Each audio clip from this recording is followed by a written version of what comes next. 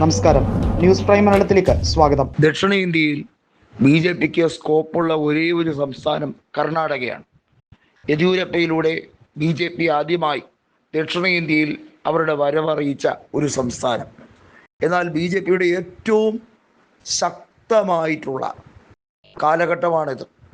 അതായത് ഇന്നേ വരെ അധികാരം പിടിക്കാത്ത സംസ്ഥാനങ്ങളിൽ വരെ അവർ അധികാരത്തിലെത്തിയപ്പോൾ കർണാടക മാത്രം അവരുടെ കയ്യിലില്ല. ദക്ഷിണേന്ത്യയിൽ ഏറ്റവും പ്രമുഖമായിട്ടുള്ള ഒരു സ്റ്റേറ്റ്, ബാംഗ്ലൂർ ആസ്ഥാനമായിട്ടുള്ള കർണാടക, ഏറ്റവും ശക്തമായി വികസിച്ചു കൊണ്ടിരിക്കുന്ന ഒരു സംസ്ഥാനം എന്ന രീതിയിൽ കർണാടകയെ അവർക്ക് അങ്ങനെയൊന്നും നഷ്ടപ്പെടുത്താൻ കഴിയുന്നില്ല, മനസ്സ് വരുന്നില്ല. BJP എംപിമാരെ ഏത് കഷ്ടകാലത്തിലും ഏറ്റവും കൂടുതൽ എംപിമാരെ സമ്മാനിച്ചിട്ടുള്ള സമയം 2009 കാലഘട്ടത്തിൽ കോൺഗ്രസ് അധികാരത്തിലായിരുന്നപ്പോൾ പോലും കോൺഗ്രസിനേക്കാൾ ഒരുപടി മീതെയായിരുന്നു BJPക്ക് കർണാടകയിൽ നിന്നുള്ള എംപിമാരുടെ കണക്കെടുത്താൽ നമുക്ക് പറയാൻ കഴിയുന്നത്. അങ്ങനെയുള്ള കർണാടകയിൽ ഇപ്പോൾ DK ശിവകുമാർ കോൺഗ്രസിനെ നയിക്കുകയാണ്. മന്ത്രിസഭയിൽ DK മുഖ്യമന്ത്രിയായപ്പോൾ ഉണ്ടായ ആവേശം, സാധാരണക്കാർ വലിയ തോതിൽ തെരുവിലിറങ്ങി ആഘോഷ തിമർപ്പിലാണ്. കാരണം അവരെല്ലാവർക്കും അറിയാവുന്നൊരു കാര്യം, DK വന്നാൽ കോൺഗ്രസ്സിന് കൃത്യമായി മേൽക്കൊയ്മ ഉണ്ടാകും. കാരണം അദ്ദേഹം മുഖ്യമന്ത്രിയായി ചാർജ് എടുത്തതേ ഉള്ളൂ. ഇനി അദ്ദേഹത്തിന് ഈ സർക്കാരിൻ്റെ കാലാവധി അവസാനിക്കാൻ കേവലം 2 കൊല്ലത്തിന് താഴെ മാത്രമേ ഉള്ളൂ. അതായത് കൃത്യമായി പറഞ്ഞാൽ DK ജനങ്ങൾ കാത്തിരിക്കുന്നത് അധികാര തുടർച്ചയ്ക്ക് വേണ്ടിയാണെന്ന് BJPക്ക് പോലും നന്നായി വ്യക്തമായി അറിയാം. അതിൻ്റെ എല്ലാ ചുരുക്കും അവർക്കുണ്ട് എന്നുള്ളതാണ്. നമുക്കറിയാം, രാജ്യസഭ ഉൾപ്പെടെയുള്ള തെരഞ്ഞെടുപ്പുകൾ നടക്കുകയാണ്.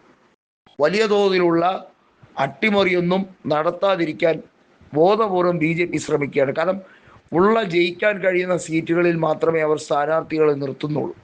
എക്സ്ട്രാ രീതിയിൽ ഇപ്പോൾ ഉദാഹരണത്തിന് മധ്യപ്രദേശിലൊക്കെ അവർക്ക് വേണമെങ്കിൽ ഒരു സീറ്റിൽ കൂടി നിർത്തി ക്രോസ് വോട്ടിങ്ങിലൂടെയൊക്കെ കോൺഗ്രസ്സുകാരെ വിലയ്ക്ക് വാങ്ങി വിജയിപ്പിക്കുന്ന രീതിയിലുള്ള ആ തന്ത്രങ്ങളൊക്കെ പലയിടത്തും പയറ്റാറുണ്ട്. അതൊന്നും നോക്കുന്നില്ല.